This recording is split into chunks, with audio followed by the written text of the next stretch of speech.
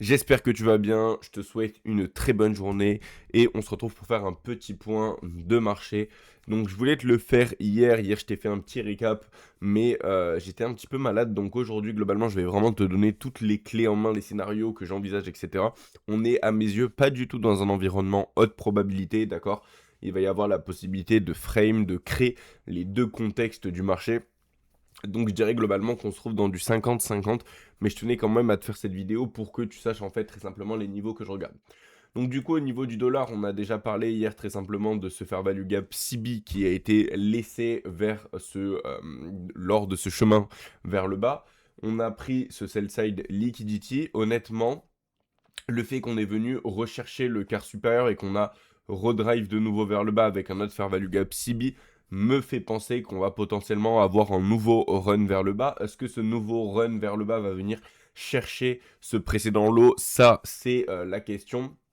Mais globalement, ce que j'envisage, c'est potentiellement de voir au moins un essai, un nouveau drive vers le bas et qui essaye, quoi qu'il arrive. Donc même si on est un échec, on aura un échec à terme et potentiellement un dollar qui va évoluer de nouveau à la hausse. Mais en tout cas, le scénario très simplement que je préconise, que je vais venir favoriser, ce serait de voir un dollar qui évolue très légèrement vers le bas, d'accord, et qui potentiellement vient chercher ce plus bas et continue pour aller chercher celui-là. Si il échoue, il pourra de nouveau retourner à la hausse et très simplement, qu'est-ce qui invaliderait ce scénario de move vers le bas et qui dirait que du coup on irait potentiellement chercher la buy side.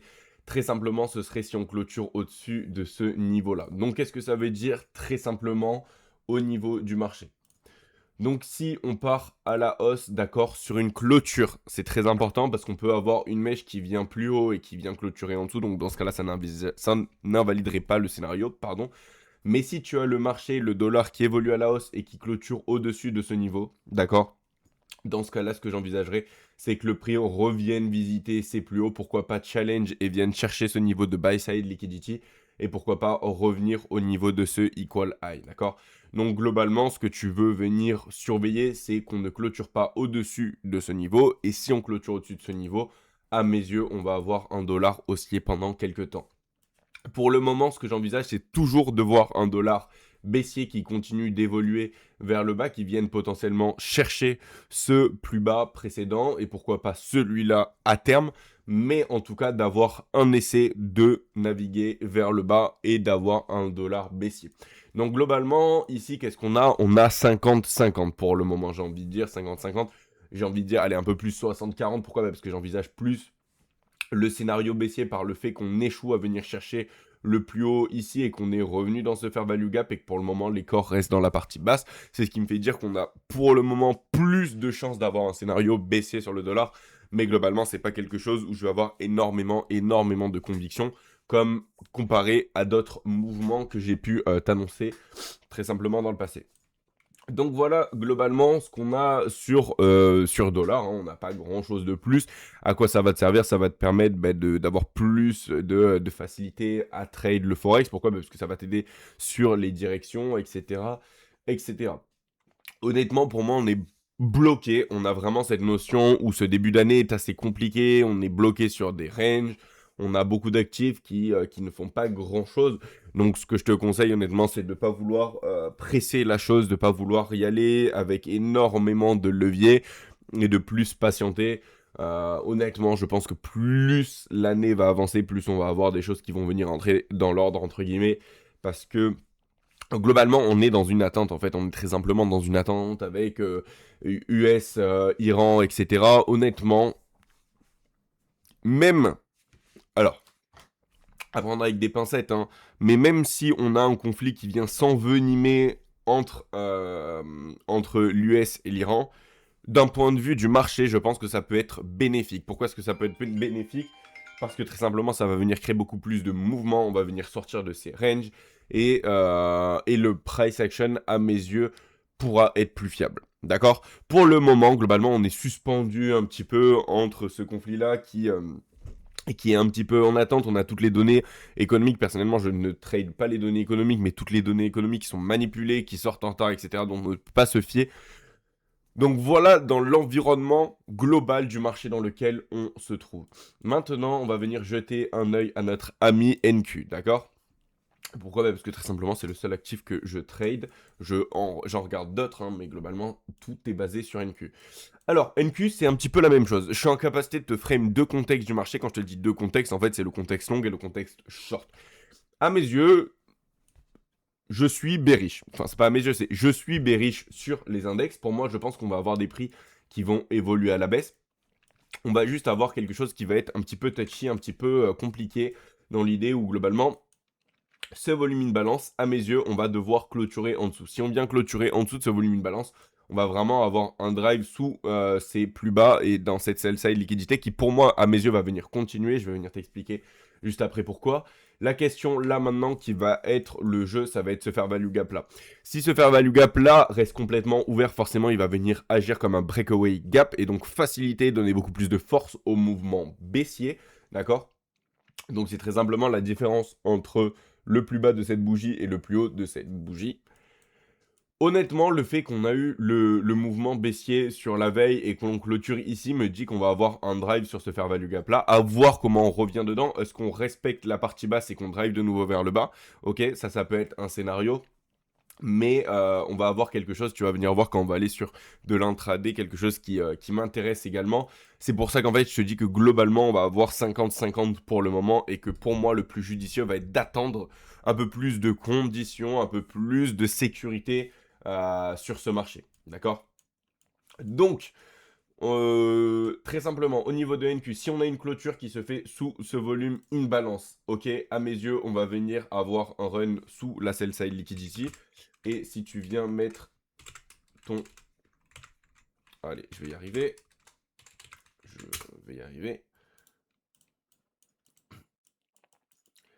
Ici, tu peux voir que globalement, tu vas avoir un plus bas, un plus bas, un plus bas, un plus bas. Ok, on a vraiment pas mal de plus bas et on a un bloc de price action qui est très important. Donc à mes yeux, si on commence à s'attaquer à ces creux et qu'on a une clôture, encore une fois, le terme clôture est très important, pas de mèche.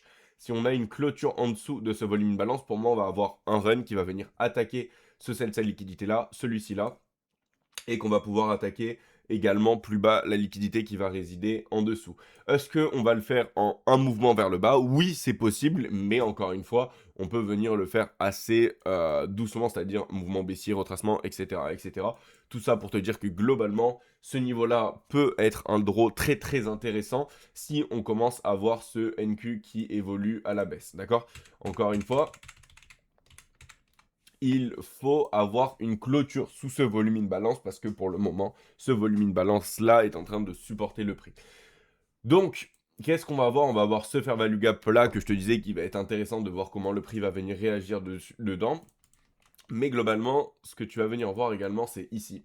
On a énormément de buy side liquidité qui va résider là-dessus. Donc, à mes yeux, si on passe à travers ce volume, ce volume in balance, ce fair value gap là, on va potentiellement avoir un run sur la buy side liquidity. Donc, ça pourrait être très intéressant de venir clean très simplement toute cette buy side avant d'avoir un drive vers le bas. C'est pour ça qu'en fait, j'ai envie de te dire que c'est assez tricky en ce moment, le marché. Je peux facilement te créer les deux contextes du marché. Ce que j'aurais honnêtement préféré sur la journée d'hier, c'est d'avoir une clôture sur une base de bougie journalière qui se fait sous le volume balance. C'est pas ce qu'on a eu. On a eu un mouvement vers le bas et on commence à retrouver un petit peu de force. Donc honnêtement, c'est ce que je te disais sur la vidéo de hier, on peut largement revenir dans ce fair value gap là, mais si on revient là et pour avoir un drive plus bas, dans ce cas-là, il va falloir revenir respecter la partie basse, le milieu et drive de nouveau. Mais c'est ce que je te dis, on a la buy side liquidity qui va faire que potentiellement on a de fortes chances de vouloir d'abord clean tout ça. Pourquoi? Parce qu'il va y avoir énormément de stop loss, de positions short qui vont résider là-dessus.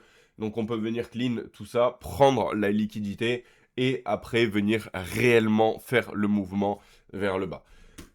Voilà globalement au niveau de NQ. Je voulais qu'on jette un petit œil, ça j'en ai pas besoin. Au niveau de la journée de la veille, également d'un point de vue RTH. Donc pour rappel, RTH, qu'est-ce que ça va être? Ça va être Regular Trading Hour, ok? Ce que tu peux voir globalement sur la journée de la veille, ce qu'on avait en fait, qui pour moi vraiment venait favoriser le mouvement baissier et faciliter la prédiction du mouvement baissier, c'est que si tu te mets en regular trading hour, en fait, ça va être très simplement, tu vas avoir deux types de sessions, electronic session et regular trading session.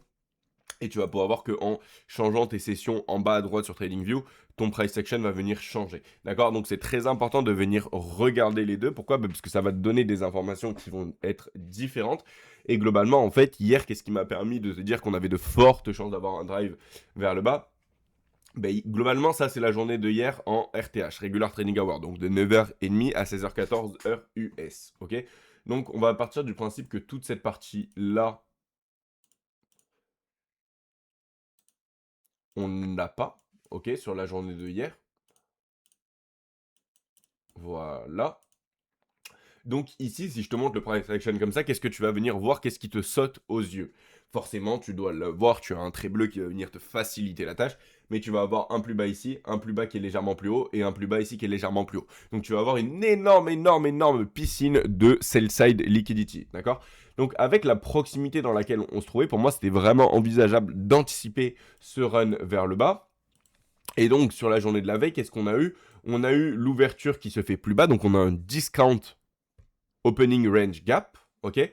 Opening range gap ici. Pourquoi on a un discount? Parce que très simplement, tu peux voir qu'on a clôturé à 24 798,75 le vendredi 13 février. Et donc, on a ouvert le mardi 17 février à 24 659,25 juste ici. D'accord? Donc, on a ouvert plus bas que là où on a clôturé la veille. Donc, c'est ce qu'on appelle un discount opening range gap.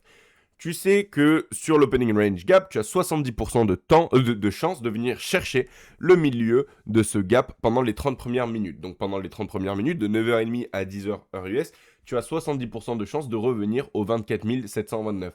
Donc, ce que tu vas venir anticiper, c'est d'abord que le prix vienne potentiellement chercher le milieu et t'assurer qu'il n'ait pas envie de venir chercher la partie haute pour avoir un full gap clôture. D'accord? Donc, qu'est-ce qui s'est passé? On a ouvert, on a eu un premier mouvement vers le bas qui a un petit peu piégé les traders. Puis, on a évolué à l'os. On est venu chercher le milieu de notre gap. Donc, on a coché notre première case. Et à ce moment-là, ce que tu vas faire, c'est que tu vas venir attendre de voir si le marché te montre l'indication qu'il a envie de faire une full gap clôture. Tu peux voir qu'on a une full gap clôture sur cette bougie-là. Et regarde comment les corps viennent respecter ton gap. Tu vois, on a les corps qui viennent vraiment respecter le plus haut de notre gap, donc le opening range gap high, le ORGH, le ORG high si tu veux, et le ORG low juste ici. Les corps qui respectent, et puis une fois qu'on a eu notre full gap clôture, tu peux voir qu'on a le premier run vers le bas dans la sell side liquidité. On vient faire un plus bas, on a laissé un fair value gap, on retrace dans notre fair value gap, on a un mouvement significatif, donc pas mal de personnes qui vont vouloir rattraper le couteau qui tombe, et juste après, on a un nouveau run vers le bas. Ok, on a puni les traders impatients qui étaient en position longue. Et puis globalement, ce que tu peux voir, c'est qu'on a une grosse pulsion.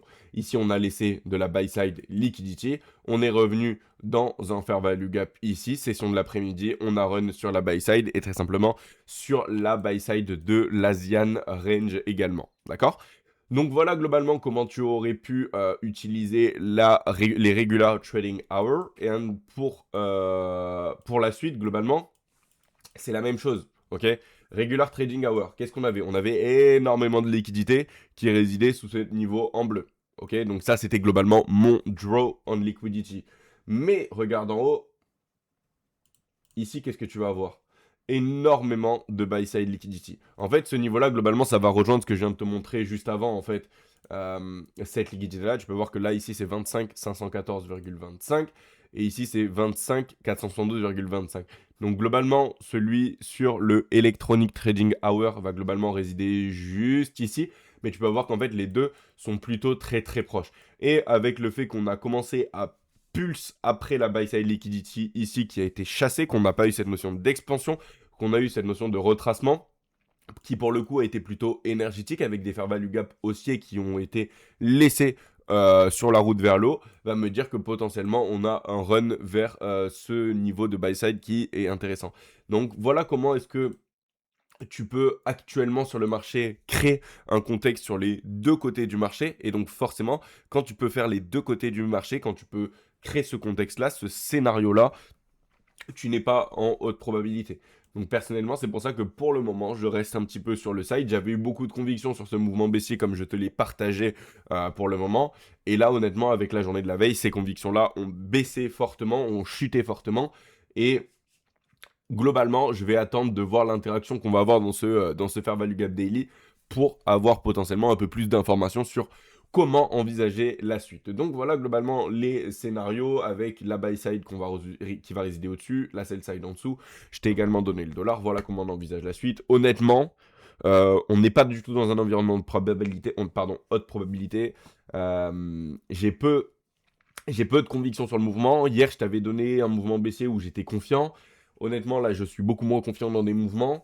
Je dirais qu'on est un peu plus 50-50 et personnellement, j'ai pas envie de mener de grosses. Très simplement, j'ai pas ultra confiance dans un mouvement et je ne mettrai pas mon argent dessus.